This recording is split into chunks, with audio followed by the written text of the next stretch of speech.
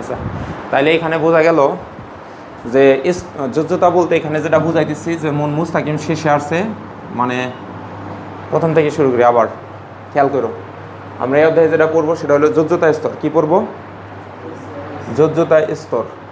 আচ্ছা, তো যোজ্যতা স্তর বলতে কি বুঝবো? যেমন ধরো আমি মৌলের ইলেকট্রন বিন্যাস করি, ধরো সোডিয়াম 11, এর ইলেকট্রন বিন্যাস করলে হয় 1s2, 2s2, 2p6, এই হলো তোমার 3s1। এটা তো জানি নাকি? এখানে ইলেকট্রন বিন্যাসকালে মৌলসমূহ প্রথমে এই রুমে ঢোকে, তারপর হলো এই রুমে ঢোকে। এই রুমের আবার দুইটা সাব রুম আছে, এটা হলো প্রথম রুম, দ্বিতীয় রুম। লাস্টে এই রুমে ইলেকট্রন ঢুকে। এই যে লাস্টে যে রুমে ইলেকট্রন ঢুকলো এই রুমটাই হলো এখানে যোজ্যতা স্তর। বুঝছো কি? এখন কথা হলো এটার যদি ইলেকট্রন বিন্যাসকে ফুলভাবে করি তাহলে এখানে আছে 1s, ভালো কথা। এখানে কি আছে? 2s, 2p আছে। এইখানে কত নাম্বার শক্তি স্তরে গেছে? তৃতীয়, তার মানে 3s, 3p, 3d। এখানে রুম হিসাবে যদি আমরা ভাগ করি তাহলে এটা হলো প্রথম রুম, এইটা হলো দ্বিতীয় রুম, এটা হলো তোমার তৃতীয় রুম। বুঝছো? এই বোর্ডে তাকাও। তাহলে এখন প্রথম রুমের রুম একটাই, আর এর কোনো প্রশাখা নাই, কিন্তু এটারে দুই ভাগ করলাম। বুঝছো কি?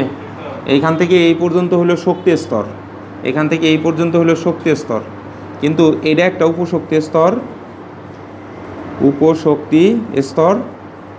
আবার মনে করো এই যে এইটুকু একটা উপশক্তি স্তর। তাহলে কয়টা উপশক্তি স্তর এখানে? দুইটা।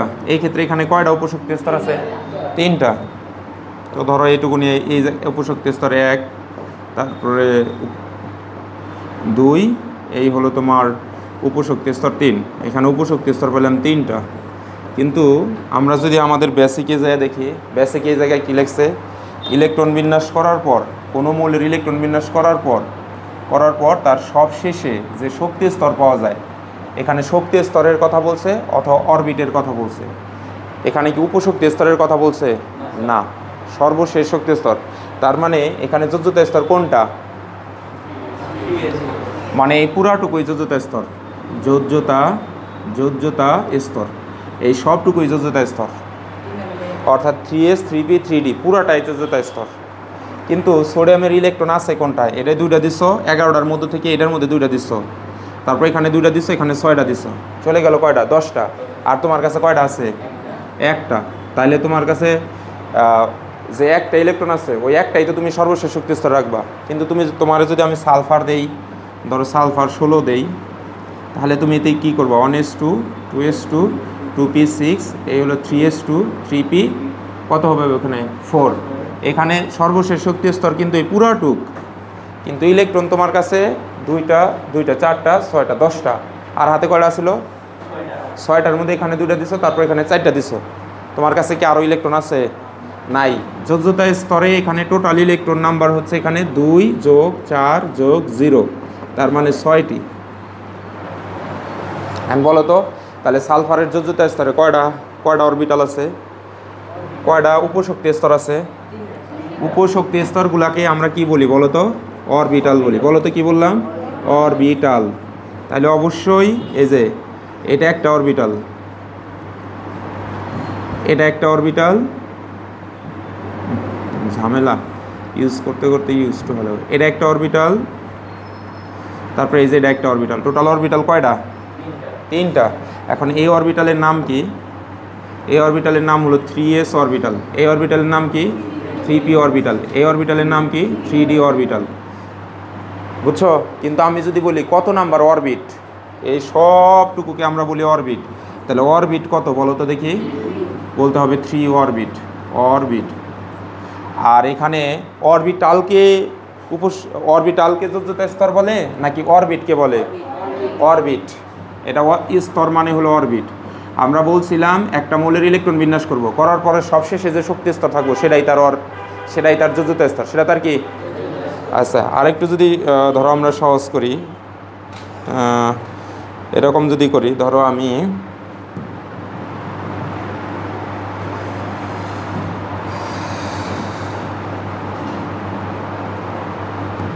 আগে থেকে একটু গুছিয়ে রাখছিলাম ক্লাস অন্যটা, আমি ভাবছি তোমাদের ক্লাস আজকে হলো ওই 5 অধ্যায়েরই ওই লব্ধি বলের ক্লাসগুলো করার কথা, কিন্তু আমার মনে নাই যে তোমাদের রসায়ন পড়াইতে চাইছি, একটু গোছায় রাখলে একটু ভালো হয়।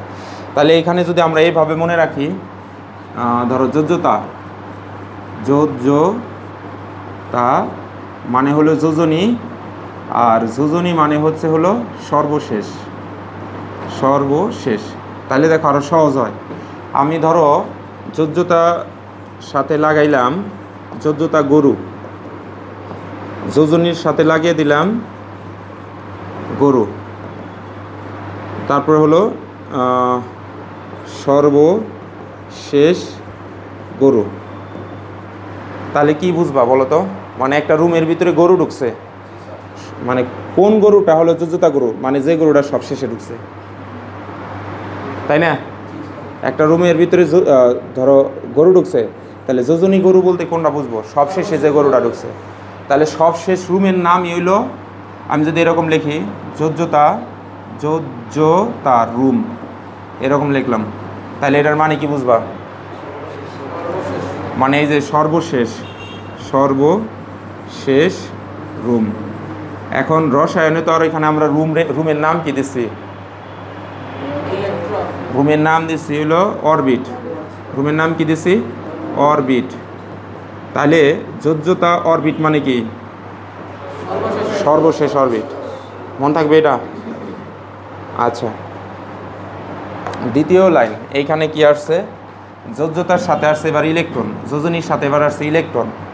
তাহলে ওই ভাষাটার সাথে আমরা যদি যোজ্যতার সাথে এটার সাথে শুধু আমরা লিখলাম ইলেকট্রন, ইলেকট্রন, ওই যে প্রথমে যেটা লিখে ফেলছিলাম আর কি, তাহলে কি দাঁড়ায় বলো তো?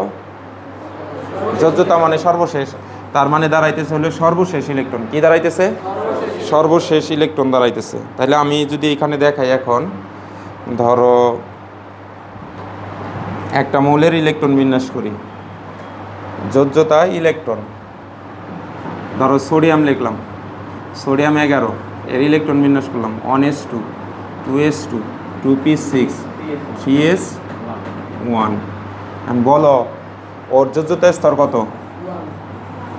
যোজ্যতা স্তর, স্তর মানে হলো শক্তি স্তর। কি বলো তো? তাহলে তুমি এটা দেখতেছো 1, এই পর্যন্ত হলো 2, আর এটা কত? 3। তাহলে যোজ্যতা স্তর এখানে কত? 3। এবার যোজ্যতার শব্দটা যা আছে তাই আমি এটা নিয়ে আইলাম কপি করে, এখান থেকে এই জায়গায় এনে রাখলাম। ওর সাথে আসলে এতক্ষণ স্তর, ওর সাথে এবার দিলাম হলো ইলেকট্রন, ইলেকট্রন। তাহলে ওই যে সর্বশেষ ঘরে যে গরুটা ঢোকে, সর্বশেষ ঘরে যে মানুষটা ঢোকে, সেটাই হলো, সরি, ঘরের মধ্যে সর্বশেষ ঘরে যে মানুষটা ঢোকে সেটা হলো সর্বশেষ মানুষ, সর্বশেষ গরু। তাহলে সর্বশেষ ঘর এখানে কোনটা? এটা ছিল প্রথম ঘর, তাই ছিল না? এটা ছিল হলো তোমার দ্বিতীয় ঘর,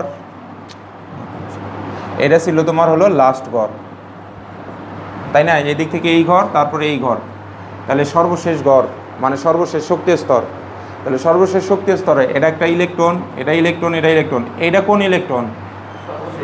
সর্বশেষ ইলেকট্রন। তাহলে সর্বশেষ শক্তি স্তরে যত সংখ্যক ইলেকট্রন ঢোকে, এই যে এখানে লেখা আছে দেখো, শীটের মধ্যে যে লেখা আছে, কোনো মৌলের ইলেকট্রন বিন্যাস করবা, ইলেকট্রন বিন্যাস করার পরে সর্বশেষ শক্তি স্তরে মোট শব্দ আছে এখানে একটা, মোট যতগুলো ইলেকট্রন থাকে তাদেরকে তার যোজ্যতা ইলেকট্রন বলা হয়। তাহলে আমরা এখানে মোট কয়টা ইলেকট্রন আছে সর্বশেষ রুমে? কিন্তু এখানে কিন্তু আরও কয়েকটা ছিল, 3s, 3p ছিল, আর কি ছিল 3d। এগুলোর মধ্যে কি কোনো ইলেকট্রন আছে? তাহলে 1 + 0 + 0 = 1। তাহলে সোডিয়ামের যোজ্যতা ইলেকট্রন কত? আর যোজ্যতা স্তর কত? মানে যোজ্যতা স্তর মানে শক্তি স্তর, আর যোজ্যতা ইলেকট্রন মানে যোজ্যতা স্তরের ইলেকট্রন, তাই না? আচ্ছা, তাহলে আমরা যদি আরেক, যেমন ধরো একটা মৌল দেই, তোমরা দেখি গেস করতে পারো নাকি।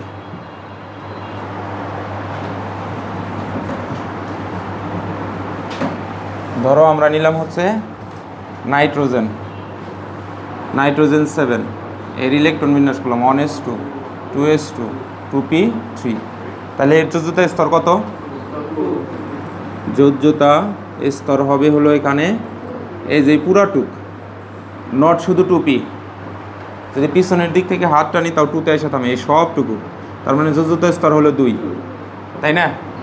আচ্ছা, আমি যদি এখন বলি যে এটার যোজ্যতা ইলেকট্রন কত, তাহলে যোজ্যতা ইলেকট্রন সংখ্যা আমরা এই যে শীটের মধ্যে দেখাইলাম, এই জায়গায় একটা শব্দ লিখছে, এই যে লেখা আছে মোট যতগুলো ইলেকট্রন থাকে, তার মানে সবটি তোমার এখানে কী করা লাগবে, যোগ করা লাগবে।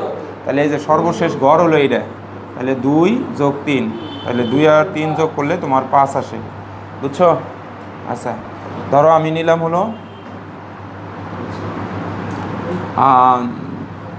Potassium 19, 1s2, 2s2, 2p6, 3s2, 3p6, এই হলো 3d, এই হলো 4s। তাহলে আমরা এখানে ইলেকট্রন ঢুকিয়ে দিলাম, এই জায়গায় 2, এই জায়গায় 1। এর যোজ্যতা স্তর কত?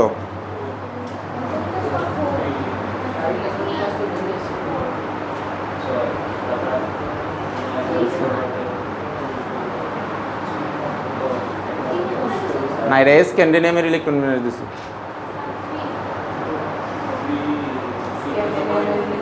স্ক্যান্ডিনিয়াম 21, স্ক্যান্ডিনিয়াম 21, স্ক্যান্ডিনিয়াম 21। তাহলে আমরা সর্বশেষ শক্তি স্তর কোনটুকু, এইটুকু না? তাহলে আমার এখানে লিখতে হবে যোজ্যতা স্তর হলো এখানে 4, আর যোজ্যতা ইলেকট্রন কত? যোজ্যতা ইলেকট্রন সর্বশেষ শক্তি স্তরে, এখানে ইলেকট্রন কিন্তু সবশেষে ডিতে ঢুকছে, কিন্তু সবশেষে আছে কে? 4এরটাই। আবার কিন্তু 3এরটা নেওয়া যাব না, মানে ইলেকট্রন সবশেষে এখানে ঢুকছে, কিন্তু অবস্থান কার শেষে? 4। ওই 4-এর ইলেকট্রনটাই হলো এখানে সর্বশেষ শক্তি স্তরের ইলেকট্রন। তাহলে এখানে আছে কত তোমার? 2। তাহলে এই জায়গায় লিখতে হবে, হ্যাঁ না লেখা যাবে না, ওটা লিখলে ভুল হবে, যারা ওগুলো পড়ায় তারা ভুল পড়ায়। আচ্ছা,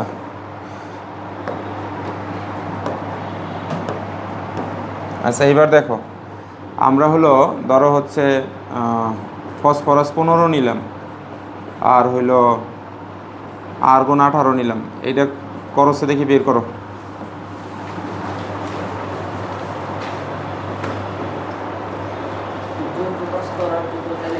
হ্যাঁ,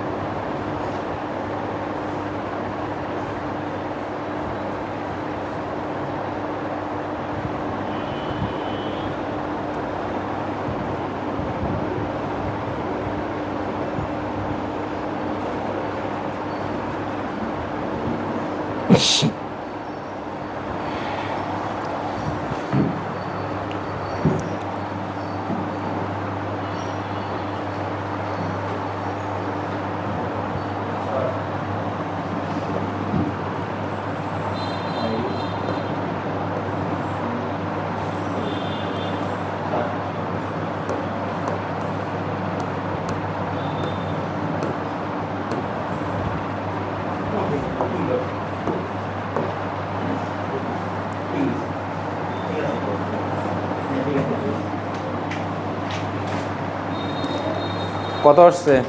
আচ্ছা দেখো, এই যে 1, এটা আসছে হলো 1s2, 2s2, 2p6, 3s2, 3p3, এই পুরাটুকু হলো সর্বশেষ শক্তি স্তর, তাই না? তাহলে যোজ্যতা স্তর কত? যোজ্যতা স্তর হলো 3। যোজ্যতা ইলেকট্রন কত বেরোচ্ছে?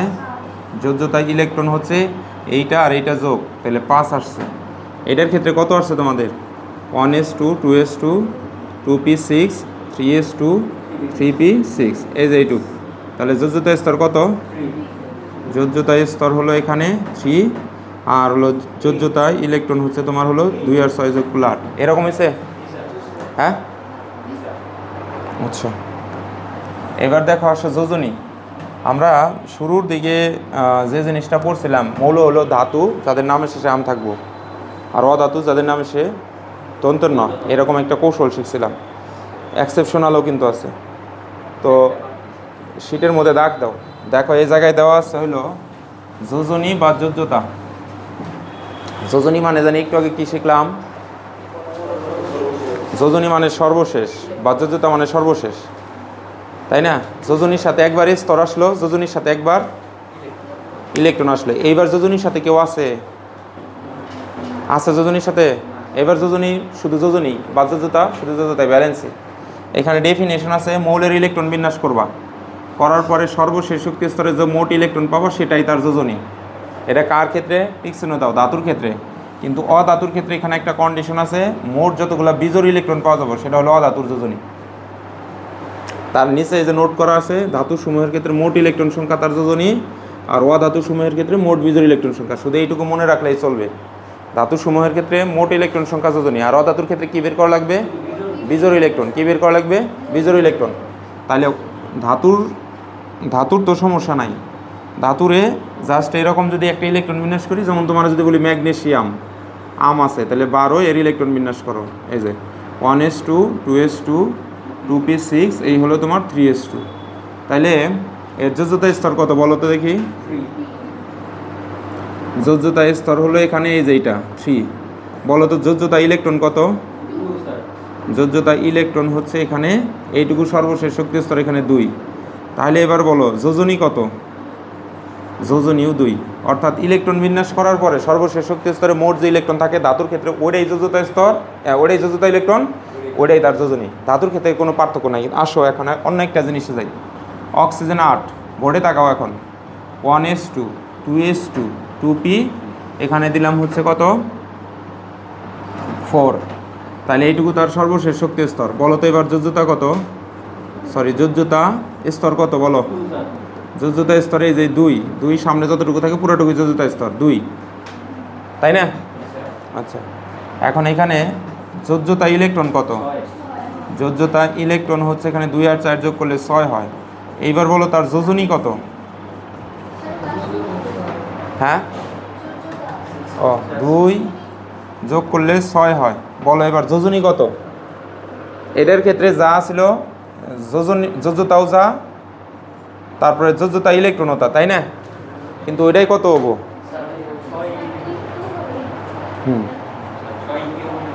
না, এই যে এখানে আমরা কি শিখে আসলাম, একজনে বলছে 2 হবে, তা আমরা এই যে জায়গায় কি পড়ছি, ওরে ধন্যবাদ। এখানে পড়ছে অধাতুর যোজনী বের করতে হলে উত্তেজিত ইলেকট্রন বিন্যাসের সাহায্য নিতে হবে, বা উত্তেজিত ইলেকট্রন বিন্যাসের মাধ্যমে করতে হবে।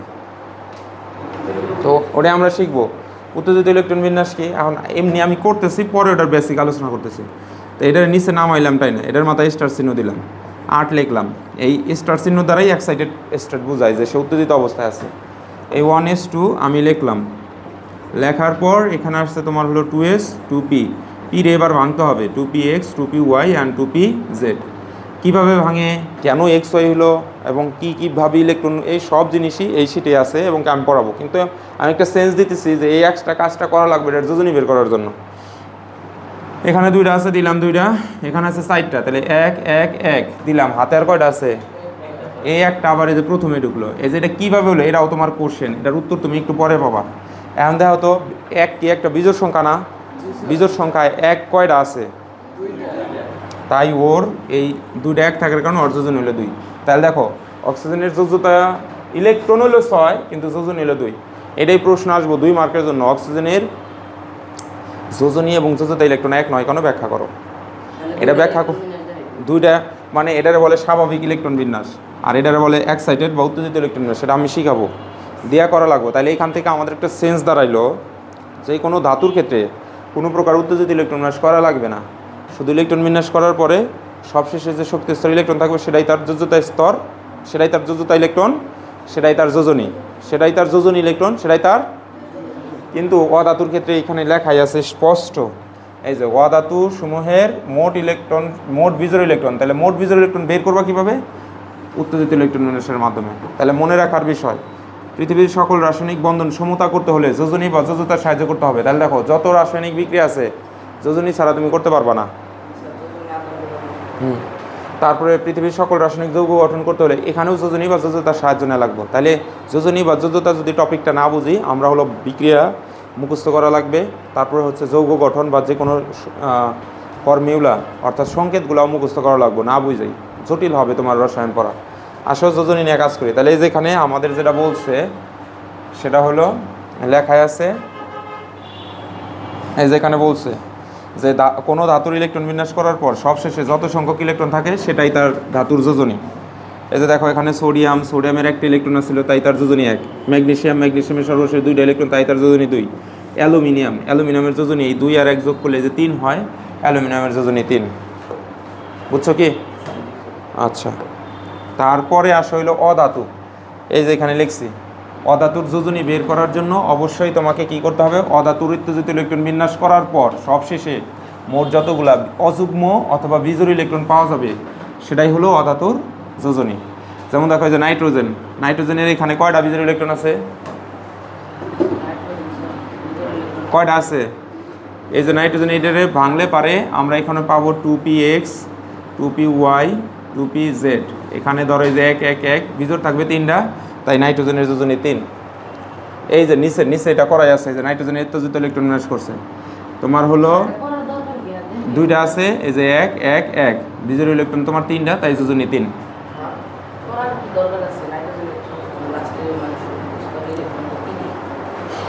করতে হবে, না করলে হবে না।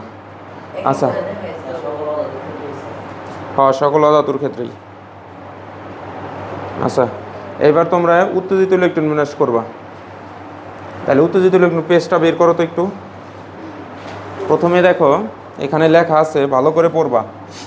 কোনো মৌলের যদি উত্তেজিত ইলেকট্রন বিন্যাস করি তাহলে 1 নাম্বার লাইন, কোনো মৌলের উত্তেজিত ইলেকট্রন বিন্যাস করতে হলে ওই মৌলের স্বাভাবিক ইলেকট্রন বিন্যাস ভালোভাবে করা লাগবে, নির্ভুল হওয়া লাগবে। যদি তোমার স্বাভাবিক ইলেকট্রন বিন্যাস মানে যে তোমরা যে ইলেকট্রন বিন্যাস শিখছো ওইটাই যদি তোমার ভুল হয় তাহলে তোমার উত্তেজিতও ভুল হবে। 1 দাগ দাও। 2 উত্তেজিত ইলেকট্রন বিন্যাস করার সময় শুধুমাত্র যোজ্যতা স্তর নিয়ে কাজ করা লাগবে। তুমি বলো তো যোজ্যতা স্তর মানে কি? মানে শেষে, মানে ইলেকট্রন বিন্যাস করার সময় শেষে যেটুকু থাকবো ওইটুকু নিয়ে, ওইটুকু আমি বক্স করে রাখবো। দাগ দিছ? 3 উত্তেজিত ইলেকট্রন বিন্যাস করার সময় শুধুমাত্র যোজ্যতা স্তরের ফাঁকা অরবিটাল যেগুলো থাকবে সেইগুলো শূন্য সহ লেখা নিবা। যেমন একটু আগে সোডিয়ামের ইলেকট্রন বিন্যাস করছিলাম না, যেমন ধরো এই যেরকম লিখলাম সোডিয়াম Na, সোডিয়াম বাদ, ধরো আমি নিলাম হচ্ছে সালফার না নিয়ে ধরো আমি ফসফরাস নিলাম, ফসফরাস 15, তাহলে এই যে এরকম 1s2 2s2 2p6, এইগুলো 3s 3p। এখানে 3s এর মধ্যে কত হবে? 2টা, আর হাতে কয়টা আছে? 3টা দিলাম, তাহলে 3 নাম্বার শক্তি স্তরে গেছে। এটাই হলো সর্বশেষ শক্তি স্তর। দেখো তো এটার মধ্যে আর কোনো অরবিটাল আছে নাকি? কোনটা আছে? 3D। এই উত্তেজিত যেহেতু করবা তার আগেই তোমার এটা 0 সহ এখানে লাগবো। তাই এখানে একটা পয়েন্ট আসছে যে উত্তেজিত ইলেকট্রন বিন্যাস করার সময় শুধুমাত্র যোজ্যতা স্তরে যদি কোনো ফাঁকা অরবিটাল থাকে সেটা শূন্য সহ লিখতে হবে। জিজ্ঞেস করো কেন? কারণ পরে নিয়েই কাজ, ওই ফাঁকা অরবিটাল নিয়েই কাজ। আচ্ছা আসো এবার উত্তেজিত অবস্থা বোঝাবার জন্য প্রতীকের মাথায় একটা স্টার চিহ্ন দিতে হবে। উত্তেজিত ইলেকট্রন বিন্যাস করতে হলে শুধুমাত্র যোজ্যতা স্তরে অরবিটালকে ভাঙা যায়। এখন প্রশ্ন আসতে পারে অরবিটাল আবার ভাঙে কিভাবে, তাই না? কথা বল না কেন? তুমি হলো এই যে এইগুলা, অর্থাৎ এই যে এইখানে যেগুলো আছে, ধরো এই যে এইগুলা তুমি ভাঙতে পারবা না, এইগুলা ভাঙার অধিকার নাই। ভাঙতে হবে শুধু এইখানে, এটারে এটা এটা এটা এই 3টার মধ্যে তুমি হলে এস রে আবার ভাঙবা না। কেন? কারণ এই যে এখানে দিয়ে দিচ্ছে অরবিটাল ভাঙনের নীতির মধ্যে লিখছে, এই যে এখানে এস অরবিটাল গোল আকৃতির, তাই এটা উত্তেজিত ইলেকট্রন বিন্যাস করার সময় এস অরবিটাল বিয়োজিত হবে না অথবা ভাঙবে না। অ্যান্ড গোল মানে কি? ধরো এরকম গোল একটা জিনিস, ও তোমার 3টা অক্ষের যে কোনো দিকে চলতে পারে, এক্স অক্ষ বরাবর, ওয়াই অক্ষ বরাবর, জেড অক্ষ বরাবর। এখন যখন তোমাদের 3য় অধ্যায় পড়াইছিলাম তখন হইলো একটা জিনিস বলছিলাম, প্রধান শক্তি স্তরের যে ত্রিমাত্রিক অঞ্চলে ইলেকট্রন পাওয়ার সম্ভাবনা থাকে তাকে অরবিটাল বলে। এটা হলো অরবিটালের সংজ্ঞা। ত্রিমাত্রিক অঞ্চল মানে কি? এক্স অক্ষ, ওয়াই অক্ষ, জেড অক্ষ বরাবর যেগুলো থাকে। তাহলে অরবিটালগুলো কোন অক্ষ বরাবর থাকবে? এক্স ওয়াই জেড অক্ষ বরাবর থাকবে। আচ্ছা,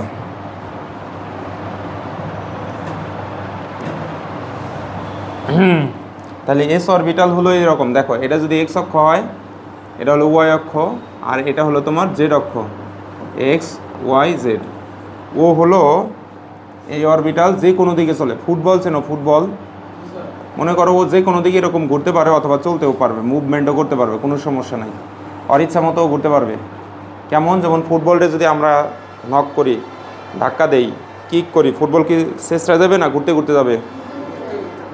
আবার উপর থেকে যখন ছেড়ে দেওয়া হয় তখনও সে ঘুরতে ঘুরতেই পড়ে, আবার সিঁড়িতে ছেড়ে দিলেও ঘুরতে ঘুরতে পড়ে। কিন্তু পি অরবিটালরা হলো গোল না, ওটারে বলে ডাম্বেল শেপ। কি শেপ? ডাম্বেল। আবার কেমন? একটা গোল জিনিসের মাঝখানে যদি ধরে চ্যাপটা করো, অর্থাৎ এটা ধরে যদি এরকম চ্যাপটা করো, অর্থাৎ এইটুকু নিয়ে এইখানে আসলো, এইটুকু এইখানে আসলো, আর এইটুকু এই জায়গায় আসলো, এইটুকু এই জায়গায় আসলো, তাহলে এই যে এখন যেটা হইলো এটাই হলো তোমার ডাম্বেল শেপ। ডাম্বেল যে জিম করে না, এই পাশে কিছু অংশ থাকে, এই পাশে কিছু অংশ থাকে, এটা হলো ডাম্বেল শেপ। এটা কি শেপ বলো তো? এটা হলো ডাম্বেল শেপ। এই যেটা হলো ডাম্বেল। আচ্ছা, এটা কি যে কোনো দিকে ঘুরতে ঘুরতে চলবো? না। তারা যদি এক্স অক্ষ বরাবর সারি তাহলে এক্স অক্ষ বরাবরই চলবে, ওয়াই অক্ষ বরাবর সারলে ওয়াই অক্ষ বরাবর চলবে, জেড অক্ষ বরাবর সারলে জেড অক্ষ বরাবর চলবে। তার মানে এটার দিক আছে। এটার কি আছে? দিক। ধরো আমি এরকম লিখলাম, এক্স অক্ষ বরাবর একটা ডাম্বেল শেপ, আর একটা এই জায়গায় লিখলাম ওয়াই অক্ষ বরাবর একটা ডাম্বেল, আর একটা এই জায়গায় লিখলাম জেড অক্ষ বরাবর ডাম্বেল। অনুভূমিক যেটা এটা হলো এক্স, উলম্ব যেটা ওয়াই, আর এটা হলো জেড। তাহলে পি অরবিটাল হলো ডাম্বেল আকৃতির। তাহলে এটাও একটা পি অরবিটাল, এটাও পি অরবিটাল, এটাও পি অরবিটাল। এটা যেহেতু এক্স অক্ষ বরাবর মুভমেন্ট করতেছে তাই এটার নাম হলো পি এক্স। এটা হলো ওয়াই অক্ষ বরাবর একজনের সাথে দেখা করতে যাইতেছে তাই এটা হলো পি ওয়াই। আর এটা জেড অক্ষ বরাবর যাইতেছে তাই এটা হলো পি জেড। এই তিনটা যখন একসাথে থাকে তখন ওটারে বলা হয় পি অরবিটাল। P orbital. উদাহরণ দিই, আমার খুব সমস্যা হইতেছে নিঃশ্বাস নিতে। ধরো এই যে এটা এখানে যা রইল, এইটা এসে এই যে বরাবর রইল,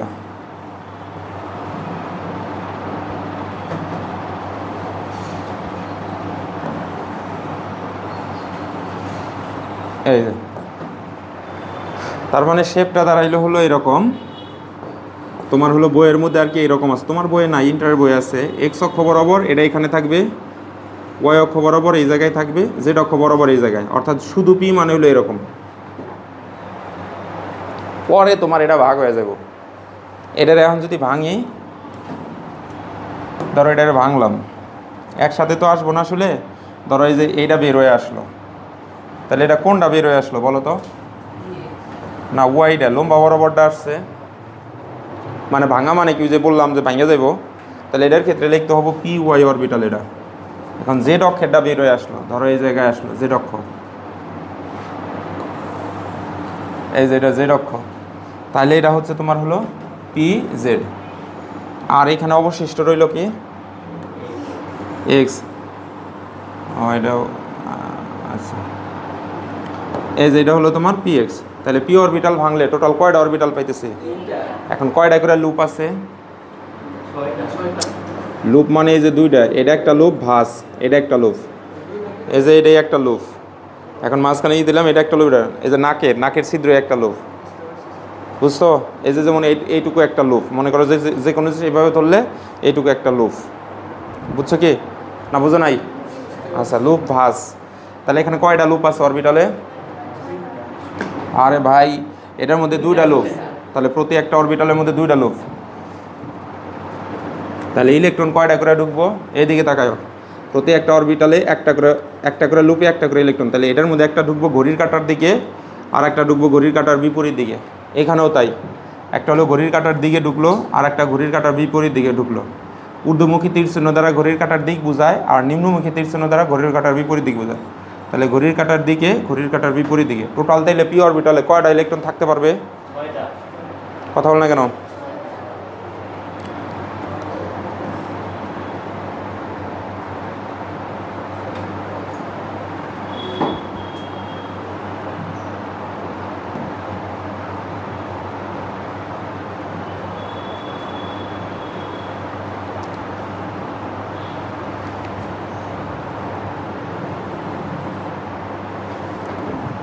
এবার আসো ডি অরবিটাল, দেখো তো ডি অরবিটালে কি লিখছে?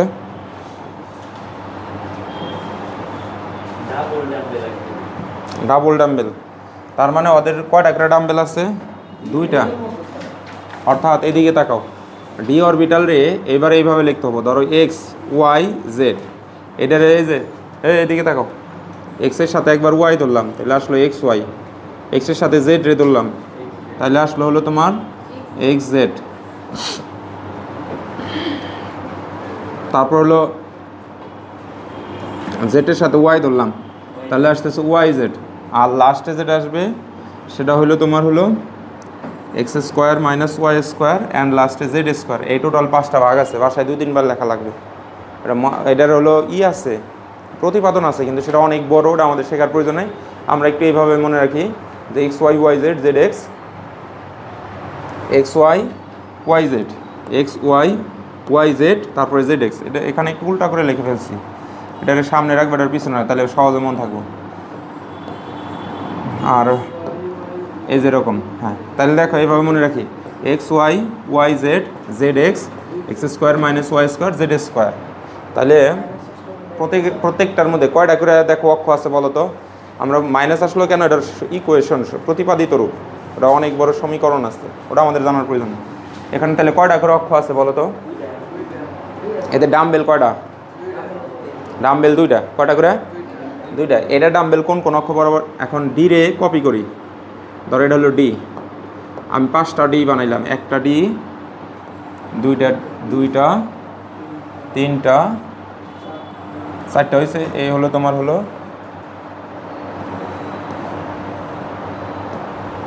এই হলো তোমার 5টা ডি। এখন এই যে নিচে যে আমরা যেগুলা নিলাম, মানে কি আছে? এক্স, এখানে আছে তোমার হলো এক্স ওয়াই, তাই না? এটার পাশে লিখলাম এক্স ওয়াই, এই একটা পাইলাম। এটা হলো ওয়াই জেড, এটা হলো তোমার জেড এক্স, এটা হলো x square minus Y square, আর এটার নাম হলো জেড স্কোয়ার। টোটাল 5 ভাগে ভাঙলাম। আচ্ছা, এখন দেখো এখানে বোঝা যাইতেছে এখানে এক্স স্কোয়ারটা দুইটা, তাহলে আমি লিখলাম, যদি প্রতিটা লিখি কোনো সমস্যা নাই, X Y Y Z, Z X, X Y Y Z, Z X, X Y Z বলতে বলেতেছি, লিখলাম। এখন এটা ডাম্বেল কোনটা কোনটার মধ্যে আছে? এক্স ওয়াই এর মধ্যে আছে, তাই না? কারণ এই যে এখানে আছে এক্স আর আছে ওয়াই, তাহলে একটা ডাম্বেল এক্স ওয়াই এর মধ্যে দিলাম।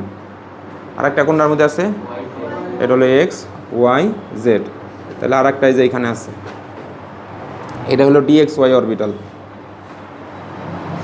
এটা আছে ওয়াই জেড, তার মানে এক্স ওয়াই জেড, তাই না? ওয়াই জেড মানে কি? এইটা আর এইটা, তাহলে একটা ডাম্বেল আছে এটার উপরে আর একটা ডাম্বেল আছে এটার উপরে, এটা হলো তোমার D Y Z. Z x, এটা হলো তোমার হলো জেড, এটা হলো এক্স, তাহলে এটার মধ্যে একটা ডাম্বেল শুয়ে থাকবে, এটার মধ্যে একটা ডাম্বেল থাকবে, d Y z, d z x. আর এখানে আছে x square minus Y square. এটার ক্ষেত্রে হলো এই যে যে জেড আছে, জেড আমি আউট করে দিলাম, ধরো জেড এই জায়গায় নাই, এটা হলো মাঝখান দিয়ে এই যে এরকম, আর এটা হলো এক্স, এটা হলো ওয়াই, কোনো সমস্যা নাই, সিটের প্রসঙ্গ পরে। এবার সেটা হলো, এটা হলো এক্স, এক্স, এটা হলো এক্স, এটা ওয়াই, এটা জেড, তাই না? এখন এটা হলো জেড স্কোয়ার, তার মানে জেড বরাবর একটা দিলাম, আর একটা আছে সেটাই যেরকম গোল করে দিলাম, অর্থাৎ মাপলার আছে না? মাপলার হলো ধরো আমরা যদি দেখাই, এটা একটা, আমরা শীতকালে কীভাবে মাপলার মাথার মধ্যে নেই, এরকম দিলাম, দেওয়ার পর যেটুকু থাকে এইটুকু এরকম পেঁচে রাখি না? এরকম তো রাখি নাকি? ওই রকম জেডের শেপটাই হলো এরকম, অর্থাৎ জেড বরাবর একটা দেওয়ার পরে ওইটার উপর দিয়ে আর একটা আছে। এগুলো তো 3D স্ট্রাকচার, মনে হতেছে ওয়াই এবং এক্স জায়গায় আছে কিন্তু যায় নাই, ওরা হলো জেডের মধ্যেই আছে। এখন শিডের যে ঘটনাটা ঘটছে সেটা একটু নিয়ে কথা বলি। শিডের ঘটনাটা হচ্ছে হলো,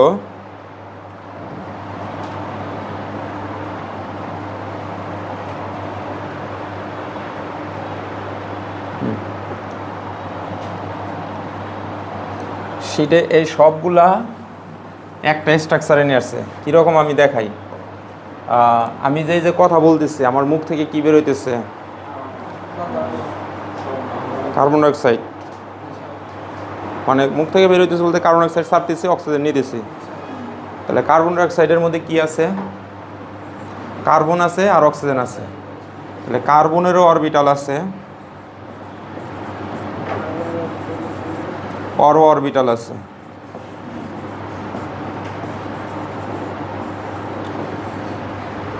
আমার মুখ থেকে এই কার্বন ডাইঅক্সাইড বের হয়ে সোজা যাইতেছে না ঘুরতে ঘুরতে যে কোনো দিকে ঘুরে যাইতেছে? গুড। তাহলে যে কোনো দিকে যদি একটা জিনিস ঘুরে, এইগুলা কি ফিক্সড একদিকে থাকবো না যে কোনো দিকে ঘুরবে? যে কোনো দিকে। মানে বোঝানোর চেষ্টা করলাম, এর 3টা অ্যাক্সিস আছে না? এটা হলো এক্স, এটা হলো এক্স, এটা ওয়াই, এটা জেড। এখন ও এরকমই থাকবে না, ও এই যে এরকম যে কোনো দিকে ঘুরতে পারে, ঘুরতে পারে না? যে কোনো দিকে, কোনো ইচ্ছাও যেতে পারে, যে কোনো দিকে ঘুরতে পারে। তো যেহেতু যে কোনো দিকে ঘুরতে পারে, শীটে যে ঘটনাটা ঘটছে সেটা হলো প্রতিটার মধ্যে এরকম ধরছে। মনে করো একটা লেখে নাই 1 2 1 2 1 2 1 2 1 2। শীটে যে ঘটনা, যেমন একটু আগে যেটা করলাম, এখানে অনুভূমিকা এটা এদিকে যদি ঘুরাই, এবার এক্স কি অনুভূমিক হইল না? সরি, এক্স উলম্ব হইল না? ওয়াইড এবার কি হয়েছে? অনুভূমিক হয়েছে। আর একটু ঘুরাইলাম, এবার জেডটা কি হয়েছে? অনুভূমিক হয়েছে না? এরকম মানে এটা যে কোনো শেপে থাকতে পারে। মানে এখানে যেটা বুঝাইছে শীটে এক্স ওয়াই, আবার ওয়াই জেড, এটার ওয়াই ধরছে, এটার জেড ধরছে, এটা ধরো এটার জেড ধরছে, এটার এক্স ধরছে, এটার এক্স ধরছে, এটার ওয়াই ধরছে, এখানে এটার জেড ধরছে। এরকম এরকম দুইটা রেখার মধ্যে নিচ্ছে না সব কিছু? হ্যাঁ। এখন এটার দ্বারা বোঝানো হয়েছে এক্স ওয়াই, তার মানে এখানে একটা আছে, এখানে একটা আছে, এখানে একটা, এরকম ওয়াই জেড, তারপর ওয়াই বরাবর আছে আর জেড বরাবর আছে, জেড এক্স, জেড বরাবর আছে আর হলো এক্স বরাবর আছে। আর এইখানে এই যে মাঝখান দিয়ে দিচ্ছে এই যে এরকম। আর এটার ক্ষেত্রে জেড বরাবর দিয়া এই যেরকম একটা পেঁয়াজ দিয়ে রাখছে। মানে এটা হলো সরল চিত্র। আগেরটা তো আমি সবগুলো লিখছিলাম। এখন আমার হলো নাক বন্ধ হয়ে আসতেছে। ধরো এখানে একটা করে মাঝখান দিয়ে একটা করে অক্ষ বের করলাম, মাঝখান দিয়ে একটা করে অক্ষ বের করলাম, মাঝখান দিয়ে অক্ষ, মাঝখান দিয়ে অক্ষ। এখন দেখো, খেয়াল করো, এটা এক্স ওয়াই, এটা তো ঠিকই আছে, ঠিক আছে না? এটা হলো ওয়াই ধরছি, এটার জেড ধরছি, তাহলে এটা কি এখানে এক্স। তাহলে এটা যদি এখন ঘুরে দেই, দেখো শেপটা কীভাবে চেঞ্জ হয়। এই যে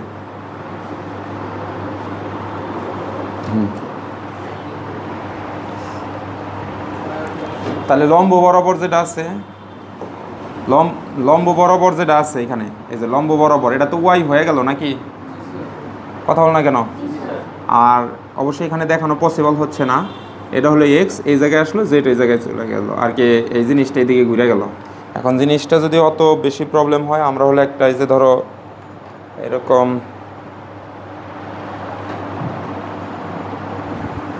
ভিডিও দেখে নিতে পারি একটা অরবিটাল আসলে কেমন।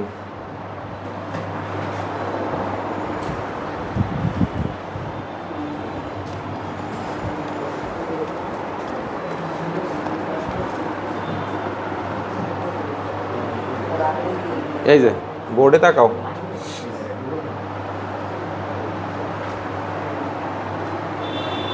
থ্রিডি স্ট্রাকচার হলো এমন, কিন্তু আমরা কি আসলে থ্রিডি দেখাইতে পারছি? যেমন এই যে এইটাই, এটা হলো তার স্ট্রাকচার। যেমন এই যে এটা, এইখানে দেখো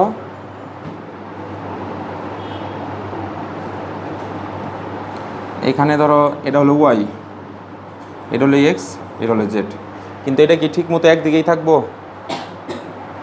যে কোনো দিকে ঘুরতে পারে, তাই না? তাই না? কথা বোঝো নাই? ও তো ঘুরবে যে কোনো দিকে। যেমন আর একটু যদি দেখাই,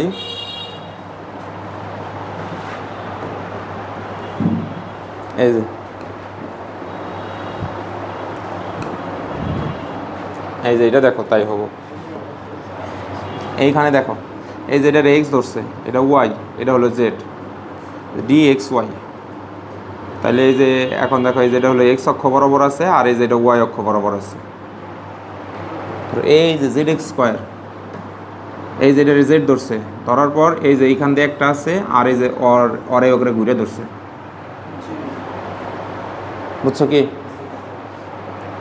আবার এই যে এটা হলো x square minus Y square. তাহলে দেখো এই যে এক্সের উপর দিয়ে একটা দিছে, আবার এই যে জেডের উপর দিয়ে দিচ্ছে, এই যে একটা ফাঁকা আছে। তারপরে ডি ওয়াই জেড, এই যেটা হলো ওয়াই তল, আর এই যে জেড তল, এই যে তলের মধ্যে দিয়ে এই যে এইটুকুর মধ্যে একটা, এইটুকুর মধ্যে একটা। আসলে 3D তো দেখানো গেল না। আরও যদি এটা দেখি, এই যে এটা যদি দেখো আর একটু অথবা ক্লিয়ার, এই যে এরকম। মানে এত আমাদের বোঝার প্রয়োজন নেই, আমরা জাস্ট ধারণা রাখি যে ডি অরবিটাল কয় অংশে ভাগ হয়। তাহলে কথা বলো, ডি অরবিটাল কয় অংশে ভাগে? 5 অংশে। মনে থাকবে এইটা, ডি অরবিটাল 5টা অংশে ভেঙে যায়। আমরা এটা শুধু মনে রাখি।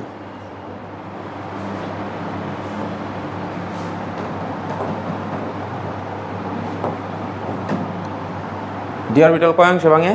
5 অংশে। আসো এখন শীটের প্রথম অংশ লাইনটা ধরবা।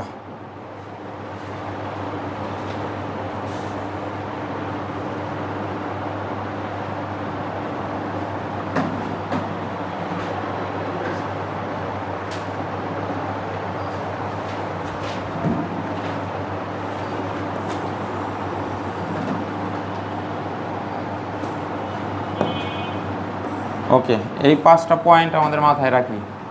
ধরো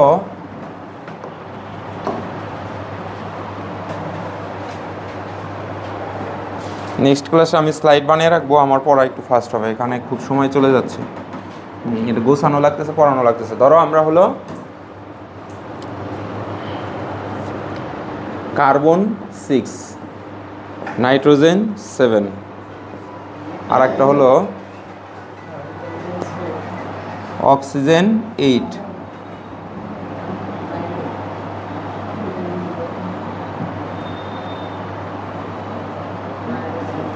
আচ্ছা দেখো, এখন আমরা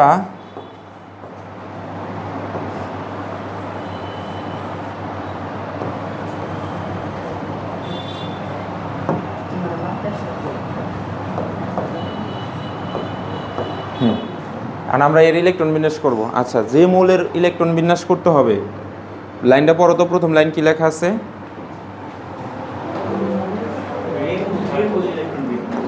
এই যে তার নির্ভুল ইলেকট্রন বিন্যাস করা লাগবে। তাহলে আগে কার্বন 6-এর করি। 1s2 2s2 2p 2p2 করলাম। এই কথা বলবা না। 1s2 2s2 2p3 1s2 2s2 2p4।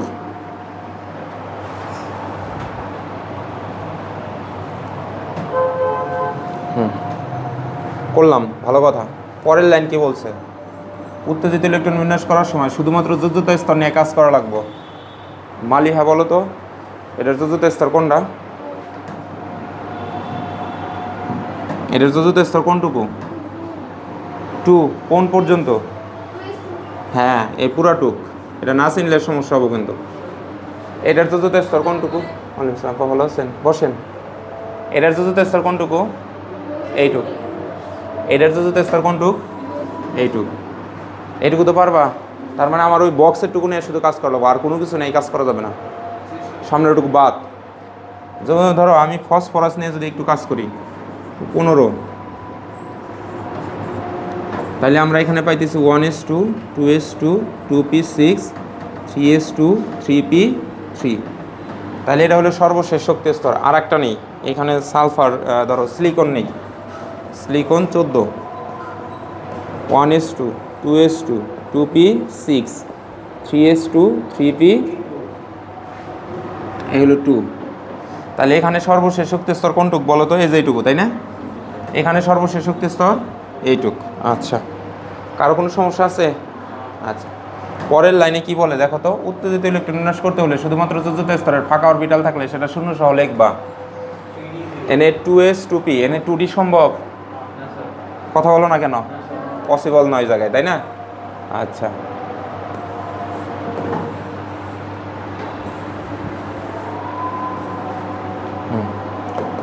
এটা সম্ভব না, এটার মধ্যে কি সম্ভব? 2D সম্ভব। এটার মধ্যে কি কোনো কিছু আছে? কত আছে? 3D এখানে 0 সহলে এখানে নিলাম, এটা নিয়ে এই কাজ।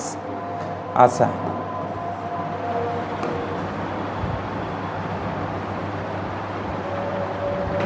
এটা একটু উপরে উঠে নি, আমার জায়গার অভাব হচ্ছে তো।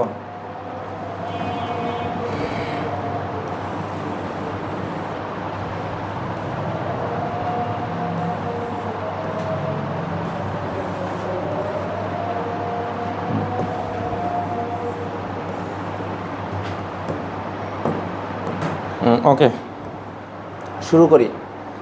এই পর্যন্ত পড়লাম, এটা পড়ছে এটা পড়ছে। উত্তেজিত অবস্থা বোঝার জন্য প্রতীকের মাথায় স্টার চিহ্ন দেওয়া লাগবে। এগুলা কোন ইলেকট্রন বিন্যাস? স্বাভাবিক। এই এখন আমি উত্তেজিত করব, তাই এখন একটা স্টার চিহ্ন দিলাম।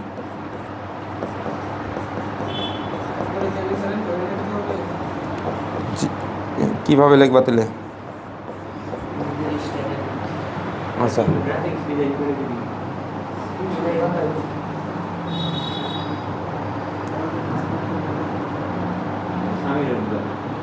আচ্ছা কথা না বলি, তাহলে এই জায়গায় এবার ফসফরাস করবো, তাই স্টার মার্ক দিলাম। এখানে অক্সিজেনের করবো, তাই অক্সিজেনের মতো স্টার মার্ক দিলাম।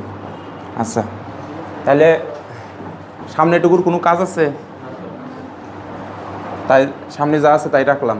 এই 1s2 রাখলাম, এটার ক্ষেত্রে 1s2 রেখে দিলাম, এটার ক্ষেত্রে 1s2 2s2 2p6 রেখে দিলাম,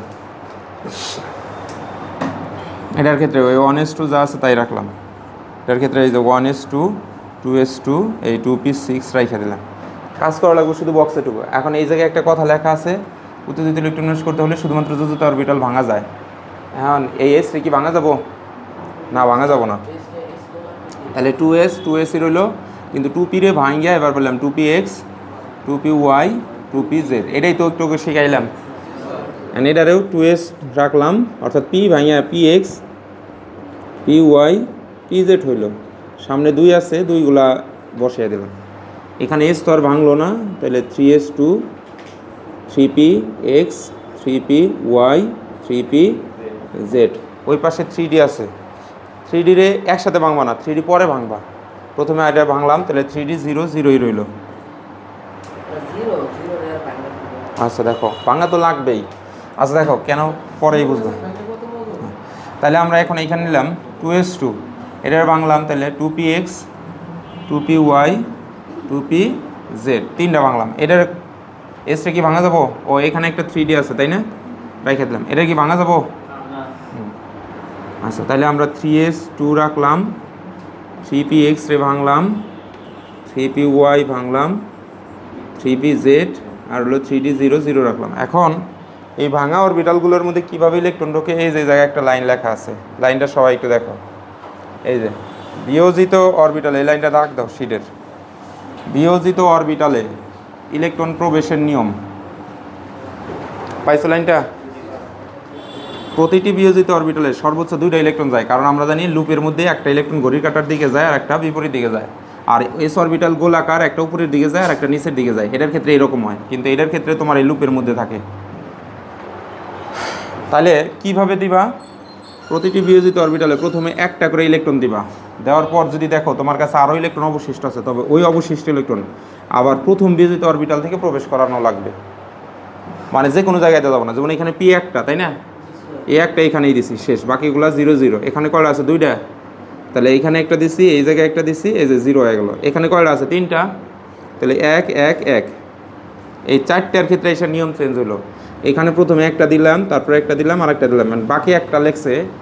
যদি অবশিষ্ট থাকে, একটা অবশিষ্ট, আবার প্রথম বলতে এখানে এক্স রে বুঝাইছে। তাহলে আর একটা এই জায়গায় এসে নিচের দিকে আসলো। তাহলে এই 2টা মানে কি 2, আমরা ডিরেক্ট 2 লিখি।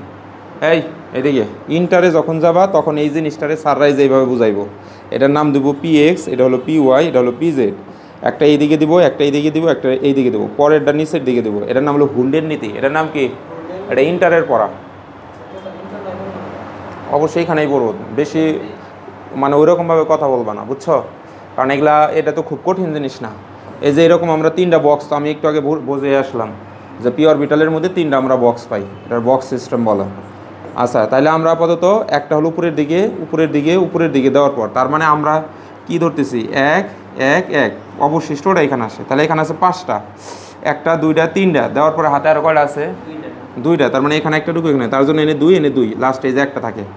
যখন P6 থাকবো, ধরো 6টা আছে, তখন এটা ভাঙলে PX PY PZ, ধরো কথার কথার সামনে 3 আছে, তাহলে 3PX 3PY 3PZ, 6টা থাকলে তাহলে 1 1 1, তোমার কাছে আরও কয়টা আছে? তাহলে এই যে ঘড়ির কাঁটার উল্টো দিকে দেখো, প্রথমে যেটা ছিল উপরের দিকে, তার মানে এটার মিনিং দাঁড়াইলো এখানে 2টা ইলেকট্রন আছে, তার মানে 3px এর মধ্যে 2টা, এখানে 2টা ইলেকট্রন আছে, তার মানে 3py এর মধ্যে 2টা, এখানে 2টা ইলেকট্রন আছে, তার মানে 3pz এর মধ্যেও 2টা। বুঝছো জিনিসটা? তাহলে আসো এখন আমাদের সেই পড়ার মধ্যে যাই। এখন এইখানে আসার পরে আমি যেটা দেখতেছি, এই 2টা তো আমি এই জায়গায় বসিয়ে দিচ্ছি, আর এইখানে কয়টা ইলেকট্রন আছে? 2টা আছে না? তাহলে এই 2টার মধ্যে একটা যে 3px এ গেল, আর একটা যে 3py এ গেল, তাহলে এনে 0 না?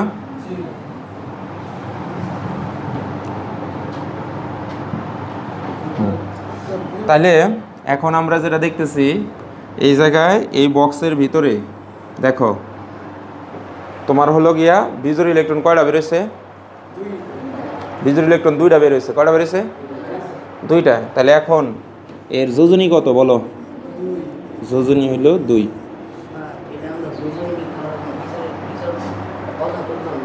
হ্যাঁ, অতর জন্য না। তাহলে আসো এখন এইটার ক্ষেত্রে দেখো, এখন এটার ক্ষেত্রে 2টা আছে, 2টাই রাখলাম। এনে কয়টা আছে? 3টা। এই জায়গায় একটা দিলাম, এই জায়গায় একটা দিলাম, এই জায়গায় একটা দিলাম। তাইলে ওর যোজনী কত বলো তো? এগুলা যদি না বোঝো তাহলে অনেক কিছুই পারবো না। এখন এই জায়গায় আসো, এনে যা আছে তাই। এনে কয়টা আছে? 1 1 1। ও আরও আমার কাছে চাবো, কিন্তু ও যে আমার একটা দেন, ওটা পরে আসতেছে। তাহলে এখানে ওর যোজনী কত বলো? যোজনী হলো 2। এই জায়গায় যাও। তাহলে এখন এই জায়গায় দেখো 2টা আছে রইলো, 4টার মধ্যে 1 2 3, হাতে আর অবশিষ্ট থাকে, মনে মনে হিসাব করে নিয়ে 2টা দিলাম, 1 1। এই ক্ষেত্রে যোজনী কত? 1 2, যোজনী হইলো 2। বিজোড় ইলেকট্রনটাই তো যোজনী বলে। কি কও তুমি এখন করে হাজারে? মনোযোগ দিও। মানে 2 আছে, 2 লেখাই রাখছে, 3-এর মধ্যে 1টা 2টা 3টা, এটা হলো তার সর্বশেষ শক্তি স্তর। এখন যোজনী কত?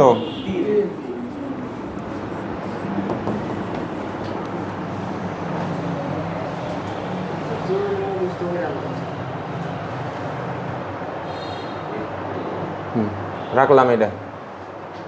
আচ্ছা, যোজনী কিসের, কি করবা তুমি? মুখস্থ করে তাই তোমার কি হবো? পাগল নাকি? ননসেন্স কথা শুইলাম, কথাবার্তা শুনে এনে শেখা লাগবো। সৃজনশীল 4 মার্কের অ্যান্সার দেওয়া লাগবে এগুলা দিয়ে, এনে বলে কষ্টের কথা হিসাব করতেছো। কষ্টের কি আছে এই জায়গায়? আবল তাবল কথাবার্তা বলে। আচ্ছা, এই জায়গায় লেখা আছে একটা নোট, কোনো মৌলের উত্তেজিত ইলেকট্রন বিন্যাস ততক্ষণ পর্যন্ত করা যাবে, এটা খুব ইম্পর্টেন্ট জিনিস। কতক্ষণ করা যাবে এটা একটা প্রশ্ন। যতক্ষণ পর্যন্ত যোজ্যতা স্তরে ফাঁকা অরবিটাল থাকবে এবং জোড়া ইলেকট্রন, এই 2টা দাগে নাও, একই সাথে উপস্থিত থাকবে, ততক্ষণ পর্যন্ত এটার উত্তেজিত করা যাবে।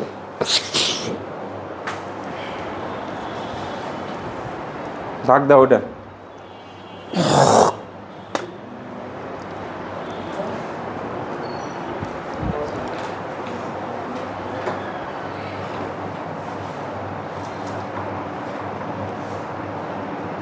ডাক দিছ? দেখো, আসো লাইনের মধ্যে আসো।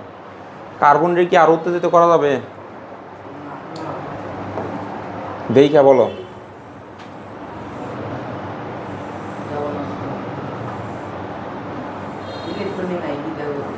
আচ্ছা দেখো, কোনো মৌলকে ততক্ষণ পর্যন্ত উত্তেজিত করা যায় যতক্ষণ তার সর্বশেষ শক্তি স্তরে জোড়া ইলেকট্রন এবং এই যে লেখা আছে জোড়া ইলেকট্রন, জোড়া ইলেকট্রন, জোড়া ইলেকট্রন এবং ফাঁকা অরবিটাল উভয়টি একই সাথে উপস্থিত থাকে। নিচে আবার একটা লাইন কোথাও লেখা আছে যে কোনো একটা থাকলে হবে না। এই যে লেখা আছে যে কোনো একটা থাকলে হবে না, অর্থাৎ জোড়া ইলেকট্রন আছে কিন্তু ফাঁকা অরবিটাল নাই, তাহলে আর করতে পারবো না। আবার ফাঁকা অরবিটাল আছে কিন্তু জোড়া অরবিটাল নাই, তাহলেও করতে পারবো না। 2টাই থাকা লাগবে। এখন আসো তো, এটার সর্বশেষ শক্তি স্তর সর্বশেষ শক্তি স্তর কোনটুক? এই যে এইটুকু না?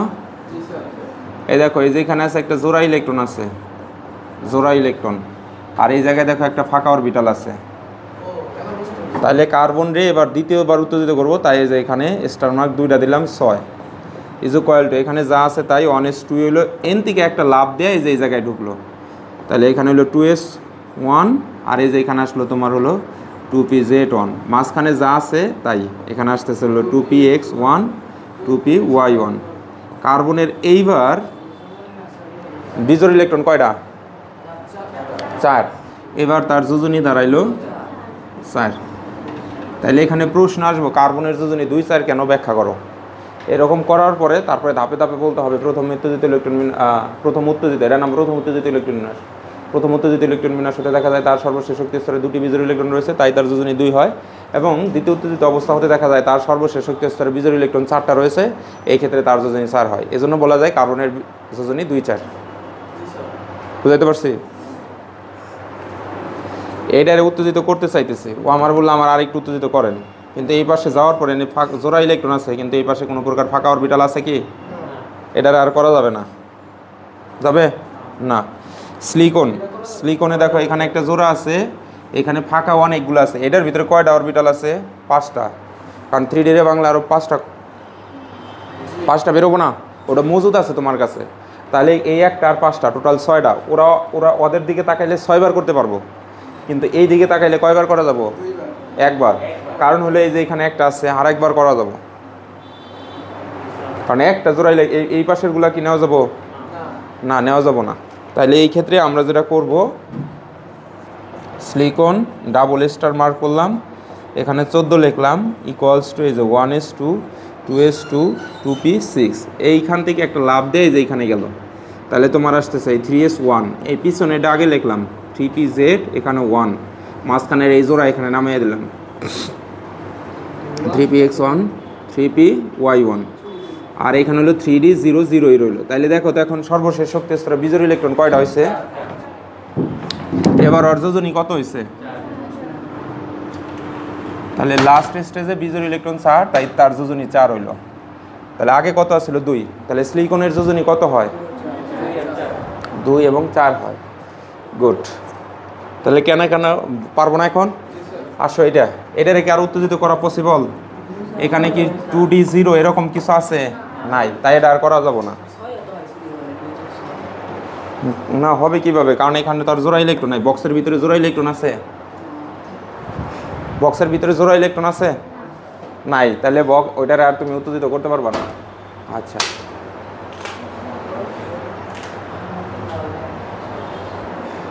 আচ্ছা,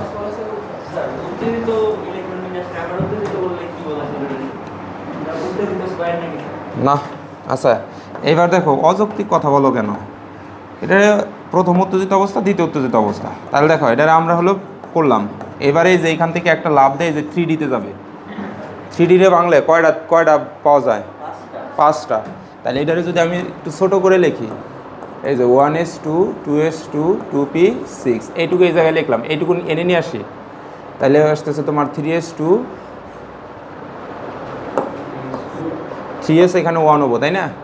এটা লাভ দেয় যে জায়গায় দেবো, তাহলে 3s1 3px1 3py1 3pz1 3dxy1। তার মানে ওই পাশে আরও আছে না, ওগুলো অদৃশ্য হয়ে রয়েছে। অদৃশ্য বুঝো, অনেকদম ব্ল্যাঙ্ক অবস্থা রয়েছে, তাই আমি লিখলাম না। মানে এখানে আছে 3dyz 3dzx 3dx² y² 3dz² 0 0 0 0। তাহলে এই ক্ষেত্রে ওর বিজোড় ইলেকট্রন কতগুলো হয়েছে?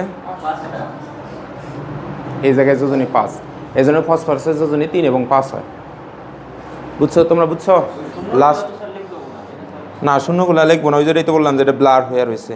আচ্ছা দেখো, তাহলে টপিকটা আমরা আর একবারটা দেখি। লাস্ট স্টেজে আছি আমরা, ক্লাসের ছুটি দিয়ে দেবো। একটা লাস্ট একটা মৌল নিলাম, সেটা হলো সালফার। সালফারের যোজনী পরীক্ষা অনেক আসবে 2 4 6 হয় কেন? তো সালফার ওই প্রথম লাইনটা কি লিখছে একজনে পড়ো?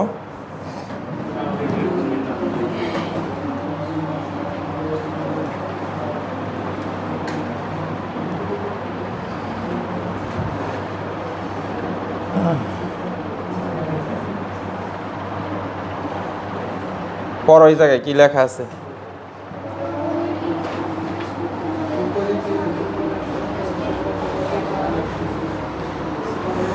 যার উত্তেজিত ইলেকট্রন বিন্যাস করব, প্রথমে তার স্বাভাবিক ইলেকট্রন বিন্যাস নির্ভুলভাবে করব। তাহলে সালফারের স্বাভাবিক ইলেকট্রন বিন্যাস হলো sulphur 16 equals to 1s2 2s2 2p6, এই হলো 3s2 3p4 লিখলাম। এখন পরের লাইন কি বলছো? উত্তেজিত ইলেকট্রন বিন্যাস করার সময় শুধুমাত্র যোজ্যতা স্তর নিয়ে কাজ করা লাগবে। তাহলে যে এইটুকু হলো তোমার যোজ্যতা স্তর, যোজ্যতা স্তর নিয়ে কাজ করব। ওকে, তারপরের লাইনে কি বলে?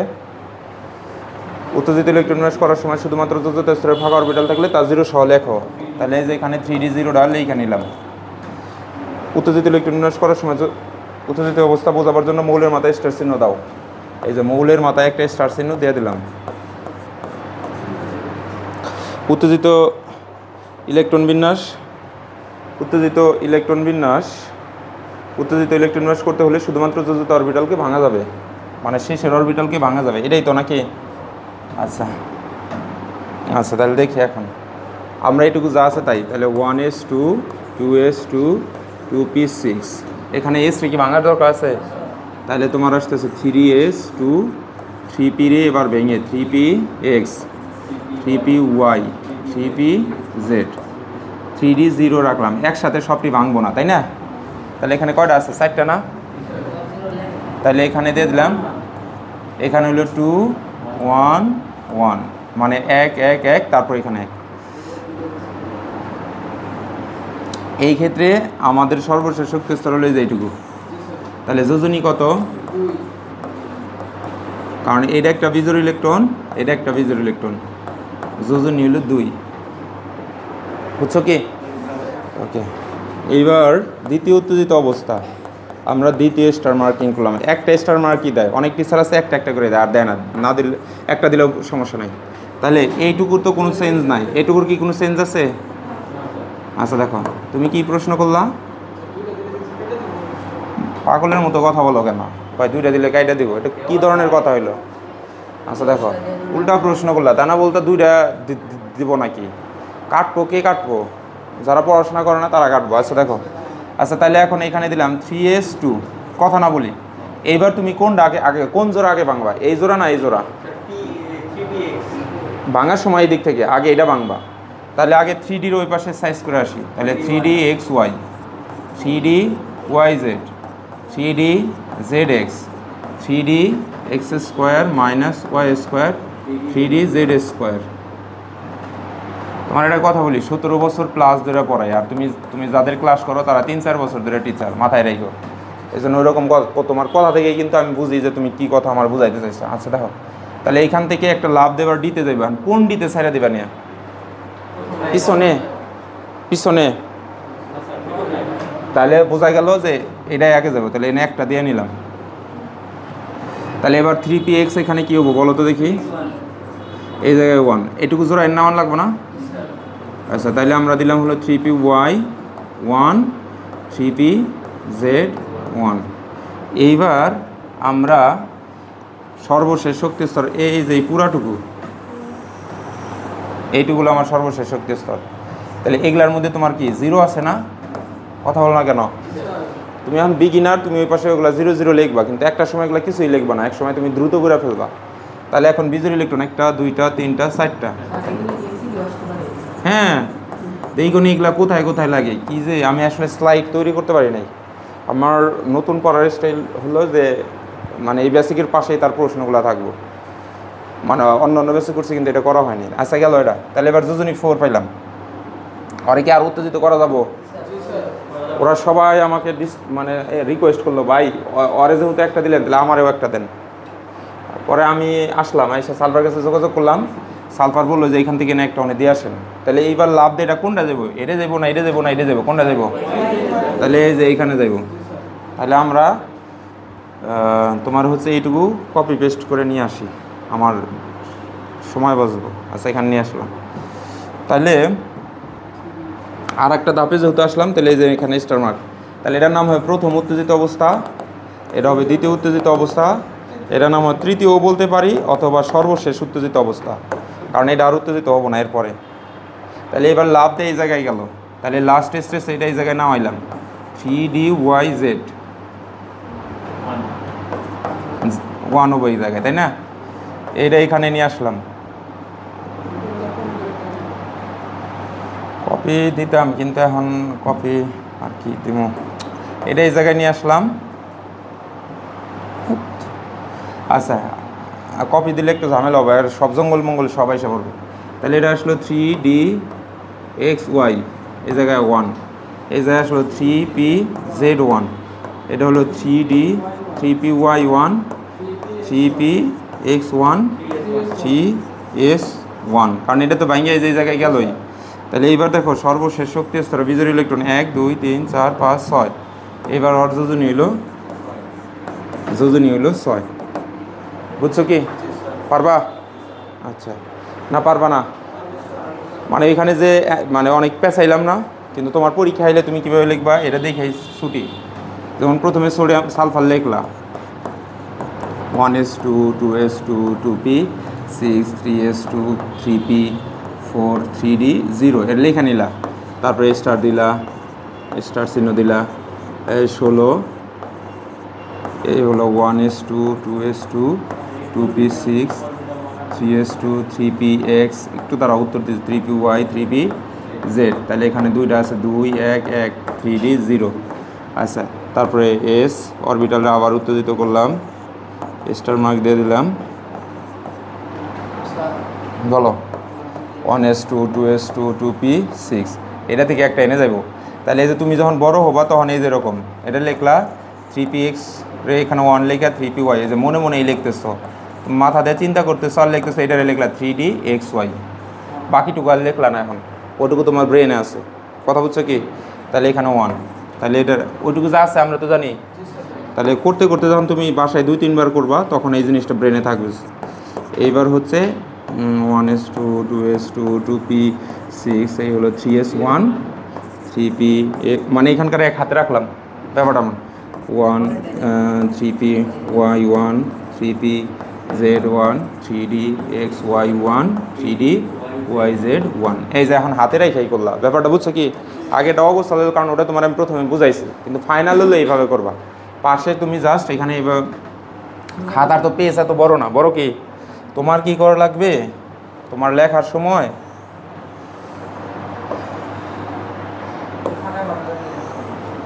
মানে মানে ফাঁকা ফাঁকা করে লিখবা বলতে এমন, মানে এনে লিখছো, এনেই তুমি আগে লেখা নিবা যে এনে যোজনী 2, এখানে তুমি লেখা নিবা যোজনী 4, এখানে তুমি লিখে নিবা যোজনী 6। পেন্সিল যদি থাকে বড় ধর তুমি এতটুকু করতে পারো, পেন্সিল দিয়ে এরকম একটা বক্স দিতে পারো, এরকম দিয়ে বক্স না দিলেও কিন্তু কিছু না, কিন্তু আমি ধরো যায় না মার্কস বা কম বাড়া কম বেশি না, এটা একটা স্টাইল। তাহলে এইভাবে এখন এটা প্রশ্ন যদি আসে সালফার যোজনী 2 4 6 হয় কেন, এনে সব করার পর তুমি বসো, আম্মু ভিতরে বসো, তাহলে সব করার পর তোমার কী করতে হবে, এইভাবে বর্ণনা লিখতে হবে যে সালফারের ওটার নাম দেবে প্রথম উত্তেজিত অবস্থা হতে দেখা যায় তার বিজোড় ইলেকট্রন 2টা। এখন এইভাবে বলতে হবে, আমরা জানি অধাতু এর উত্তেজিত ইলেকট্রন বিন্যাস করার পর সর্বশেষ শক্তি স্তরে মোট যতগুলা বিজোড় ইলেকট্রন থাকে সেটাই তার যোজনী। যেহেতু প্রথম উত্তেজিত অবস্থায় বিজোড় ইলেকট্রন 2, তাই তার যোজনী এই অবস্থায় তার যোজনী 2। এই যে যোজনীর সংজ্ঞাটা দিলাম না, এখন এই সংজ্ঞাকে বারবার রিপিট করব, একবার দিছি শেষ। এটার ক্ষেত্রে এসে বলবো দ্বিতীয় উত্তেজিত অবস্থায় যেহেতু বিজোড় ইলেকট্রন সংখ্যা 4, তাই এই অবস্থায় তার যোজনী হলো 4। বুঝছো কি? লাস্টে যা বলবো, যেহেতু তৃতীয় উত্তেজিত অবস্থা হতে দেখা যায় এর সর্বশেষ শক্তি স্তরে, আসো ভিতরে আসো আসো আসো আসো আসো ফ্যানের নিচে বসো তুমি। তাহলে আমরা বলবো যে তৃতীয় উত্তেজিত অবস্থা হতে দেখা যায় এর সর্বশেষ শক্তি স্তরে বিজোড় ইলেকট্রন সংখ্যা হলো 6, তাই তার যোজনী হলো 6। বুঝাইতে পারছি না? আসো একটু বসতে দাও। তোমরা কি বুঝছো এখন জিনিসটা? পারবা? বাসায় হোমওয়ার্কস লেখো।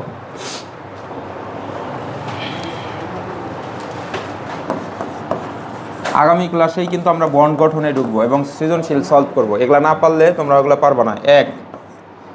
হোমওয়ার্ক লেখা এইভাবে লেখো, হোমওয়ার্ক নাম্বার খাতায় লিখে নাও, নয়তো পড়া মন থাকবে না। 1 থেকে 20 পর্যন্ত। হ্যাঁ, উত্তেজিত ই বিন্যাস করবা। আগামী ক্লাসে সৃজনশীল করব। হয় 1 থেকে 20 পর্যন্ত। আচ্ছা, এইখানকার মধ্যে সবচেয়ে বেশি জোর দিবা হইল 3 4 বাদ 3 হলো লিথাম না, বেরিলিয়াম ব্রোন। 5, হ্যাঁ 5 নাম্বারটা 6 7 8 আর হলো 9, এটি বেশি জোর দিবা। আর ওই পাশ থেকে জোর দিবা হলো 13 14 15 16। এই কয়টা দিয়েই তোমার এসএসসিতে বেশি প্রশ্ন আসে। এই কয়টা পারলেই এনাফ। লেখা প্র্যাকটিস করো। সবচেয়ে বেশি জোর দিবা হলো এই কয়টায়, এই যে নিচের গুলায়। আর উপরে জোর দিবা হলো 7 নাম্বারটায়, 6 নাম্বারটায়, 5 নাম্বারটায়। ও আর এখানকার সবগুলাই 3 স্টার। এটা গেল। আর 2 নাম্বার 1 থেকে 20 পর্যন্ত যোজ্যতা স্তর এবং যোজনী স্তর লিখবা। যোজনী ইলেকট্রন লিখবা, ইলেকট্রন সংখ্যা লিখবা। শুধুমাত্র বেসিক দিলাম। আর শীটের আমি যা পড়াইলাম একটু মনোযোগ দিও। আগামী ক্লাসে হলো আমাদের আছে কিন্তু এই যৌগমূলকের পড়া আছে। হ্যাঁ, যৌগমূলকটা বেশি ইম্পর্টেন্ট। হ্যাঁ, জীববিজ্ঞান হলো ওই যে একটা ম্যাম দিয়ে পড়াই। হ্যাঁ, 1 থেকে 4 পর্যন্ত পেজের 1 থেকে 4 পর্যন্ত পেজটা শীটটা ভালো করে পড়ো একটু বুঝে।